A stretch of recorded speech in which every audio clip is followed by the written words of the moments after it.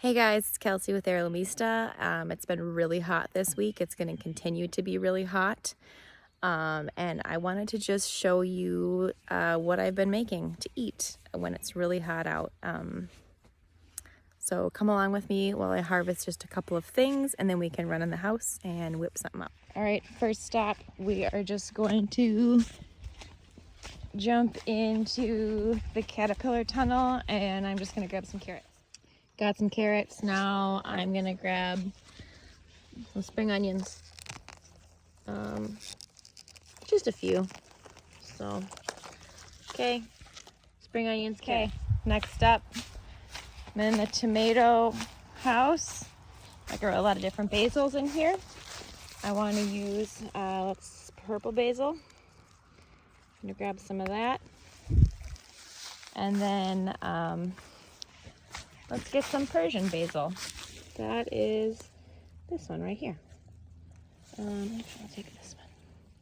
Okay, beautiful. Next up, just gonna grab a little turnip. These ones are not liking the heat, so they're small. Let's grab some kale. I like to use the purple stuff because it's colorful. So I'm just gonna grab a little bit of that purple. While I'm out here, I think I'm gonna grab a little leaf of chard. I like the color, so.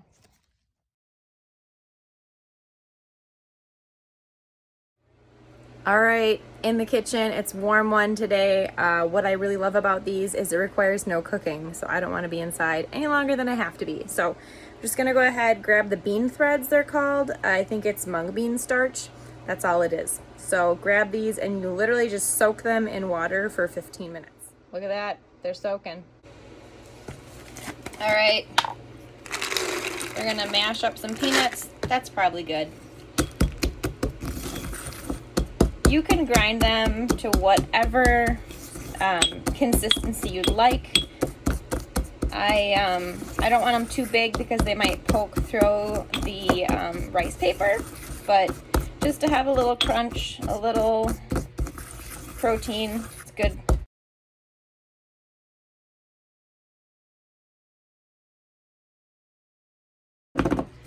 That looks good to me. Sweet. All right, so first up with the spring onions, I'm just gonna peel that outer leaf off. Way easier than cleaning them. Go ahead, just peel that. And then just going to cut the roots off. The roots are edible. If you want to eat them, you can. And I'm just going to chop them up finely. You can do it however you want. Just you do you. Another beautiful way to cut these is like lengthwise. All right, so I cut those up. I'm just gonna set them aside. Next, carrots. I don't peel them. I don't think it's important to peel them, but if you are grossed out by that, then you do you.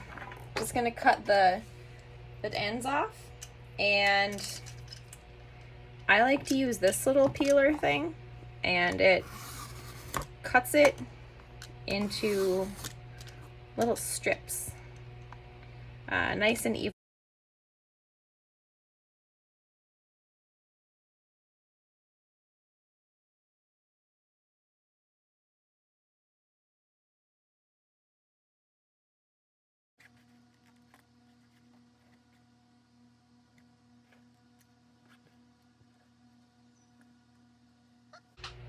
Okay, next up is my little jokester turnips here. I like growing these ones because they offer a beautiful color, but it looks like they just are getting too warm in the heat, so that makes 3 of us. Just gonna cut the tops off and probably some of the skin because they're a little ugly.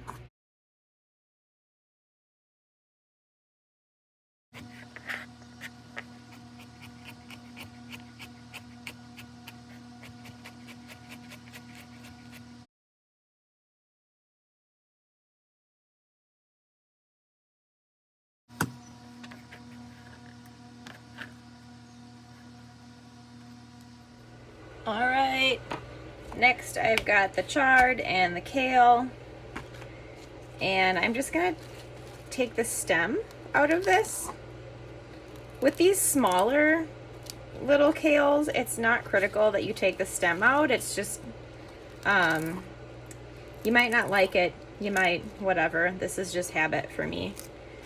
So I'm just gonna cut it into strips. Okay, set that aside. Same thing with the chard.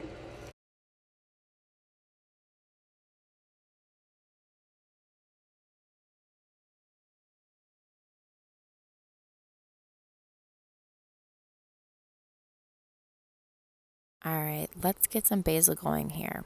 In my hand, I've got what's called Persian basil. It's purple and green. The texture is slightly different. It's more matte than it is glossy, like regular basil. I really love it.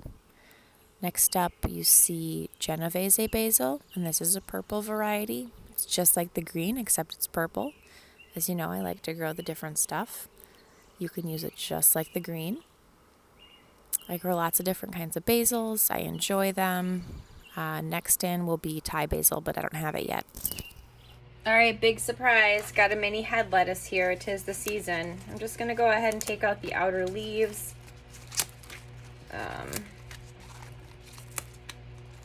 So this is a red romaine.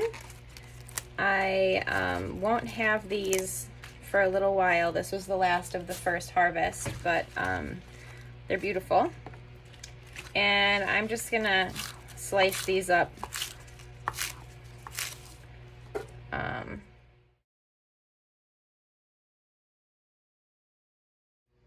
All right, so I'm just checking on the noodles here. They're getting a little bit softer. They spread out.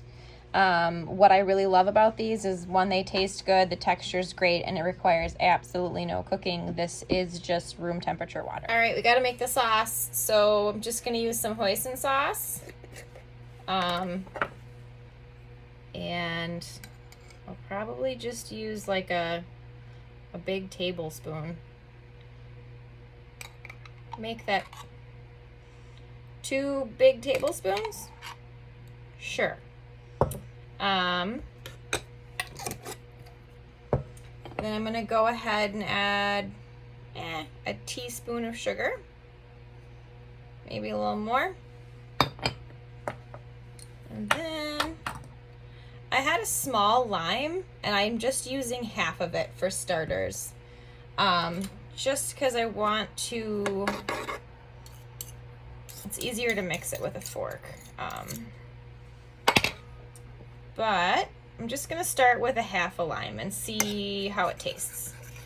Basically, all of these Asian sauces are salt and sugar and vinegar and other things. So just adding a little stuff in there.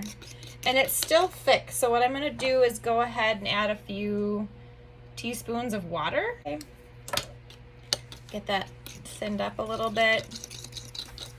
And mix it so the sugar dissolves. That looks about good. And then this is optional, but I like to add a little bit of peanuts. So I'm just gonna go ahead, throw some in there from the ones we made earlier. Maybe this is a little too runny.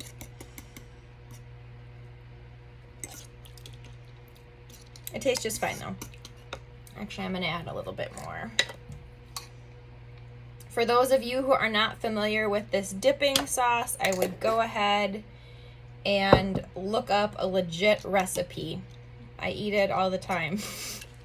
So I kind of know how the flavor is. All right, next up we have to use the rice paper. So I got brown rice paper, and I was able to find organic, which I like to do. If you've never worked with this, it's really simple. So I have a plate and I poured some water in here, and all you have to do is dip it in there. And then I'm gonna pick it up. I put it on the cutting board. Let me move this closer so you can see. All right. Next up, I'm just going to add some of the starch noodles. Now there's people that do this very beautifully. I'm not one of those people. I'm going to go ahead, add some of the lettuce, some of the kale and the chard. Throw some carrots on there. Get the turnips. Some spring onions for sure. Okay. The basil.